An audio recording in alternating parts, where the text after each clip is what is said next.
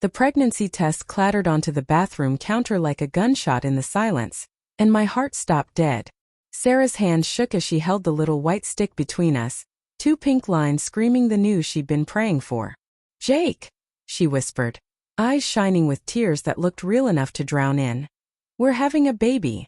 I should have felt the floor tilt with joy. Instead, something cold and sharp twisted in my gut, because the math didn't add up, and the calendar on the wall behind her head was suddenly the loudest thing in the room. "Finally," I managed, forcing the grin that used to come so easily. "Finally, I'll be a dad." My voice cracked on the last word, but she didn't notice.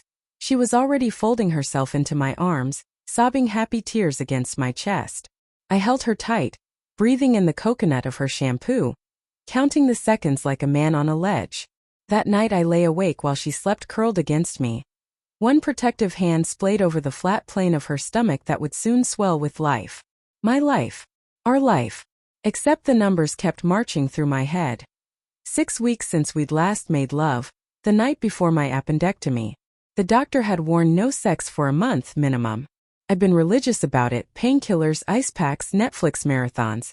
Sarah had kissed my forehead every evening, called me her brave soldier, tucked blankets around me like I was the fragile one. 6 weeks. I stared at the ceiling until the fan blades blurred. My phone glowed 3:17 a.m. when I finally slipped from bed, careful not to jostle her. In the hallway I opened the calendar app we shared. Her cycle tracker was still there, little red dots marking the days.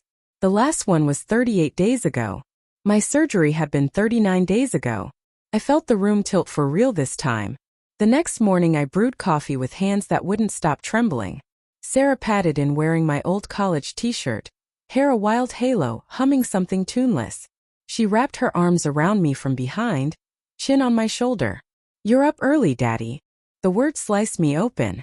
I turned, searching her face for a crack, a flicker, anything.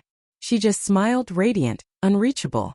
"I made an appointment with Dr. Patel," she said. 8 weeks tomorrow. You'll come, right? 8 weeks. Not 6. I nodded, throat raw. Wouldn't miss it. That afternoon I drove to the office supply store and bought a cheap notebook, the kind with a hard black cover. I told myself it was for baby names. Really, I started writing down dates, times, lies I hadn't even confirmed yet. The first entry. Day 1, she said, finally. I wrote it in block letters so I wouldn't have to see my own handwriting shake. Sarah had always been the planner. Color-coded spreadsheets for vacations, savings goals, even sex, little heart emojis on the good nights. I used to tease her about it.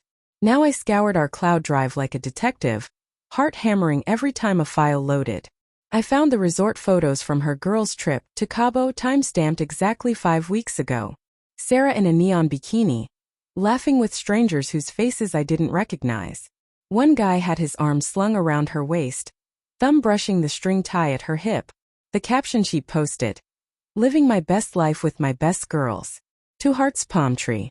I zoomed until pixels bled. The thumb had a scar across the knuckle. I'd never seen it before. I started staying late at work, claiming deadlines. Really, I sat in the parking garage scrolling through her Instagram followers, cross-referencing faces with the resort tags. His name was Ryan Delgado, a photographer she'd met at that influencer retreat last year. His profile was a shrine to sunsets and six-packs. The scar was there in a close-up of his hand holding a camera. Same thumb. Same scar. I printed the photo, taped it inside the black notebook. Day 4 Scar Man. Sarah noticed the distance first.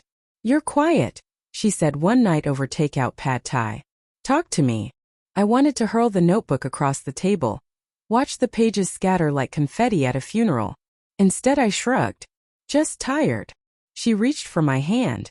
"This baby's going to need its daddy present, Jake." Not checked out. The irony tasted like rust. I started sleeping on the couch, claiming heartburn. Really, I was timing her breathing, waiting for the soft snores that meant I could creep to the nursery we hadn't even painted yet. I sat on the floorboards that would one day hold a crib and stared at the ultrasound appointment card stuck to the fridge with a magnet shaped like a stork. 8 weeks. Tomorrow. Dr. Patel's office smelled like lavender and antiseptic. Sarah squeezed my fingers so hard I felt bones grind.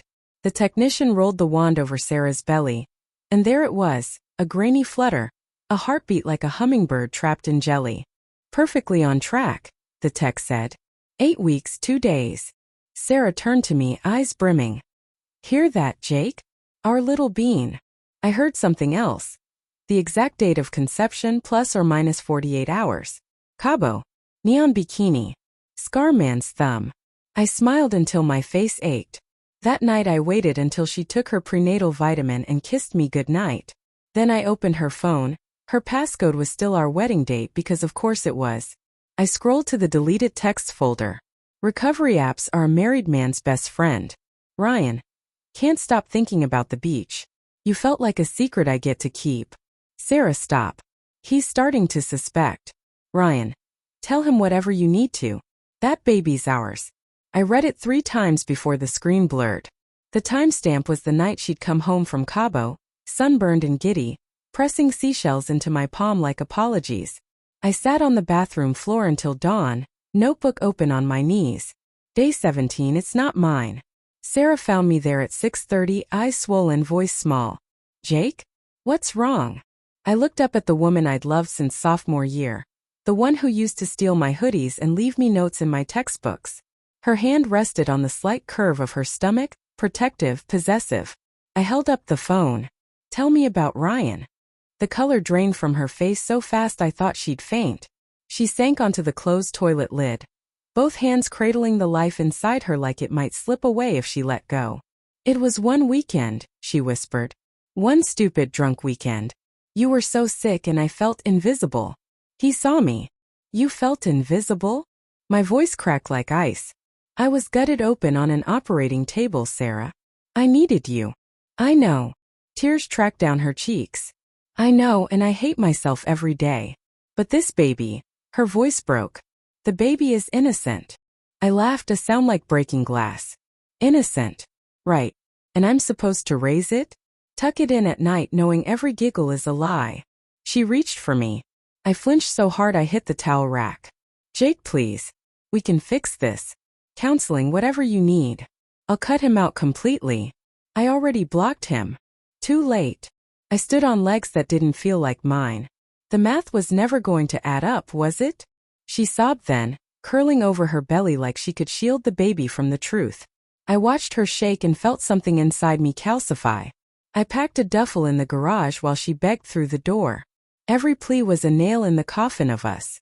When I came back inside, she was on the couch clutching the ultrasound photo to her chest. I'll take the test, she said, voice raw. Paternity. Whatever you need to believe. I already believe, I said. The words tasted like ash. I just don't know how to unbelieve the last 10 years. I left the black notebook on the coffee table, pages fanned open to the timeline she'd never seen. Day 18, goodbye.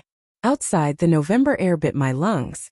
I sat in my truck with the engine off, staring at the house where we'd painted the nursery butter yellow because Sarah said it was gender neutral and optimistic. My phone buzzed. A new text from an unknown number. Ryan. She told me everything. I'm sorry, man. If the kid's mine, I'll step up.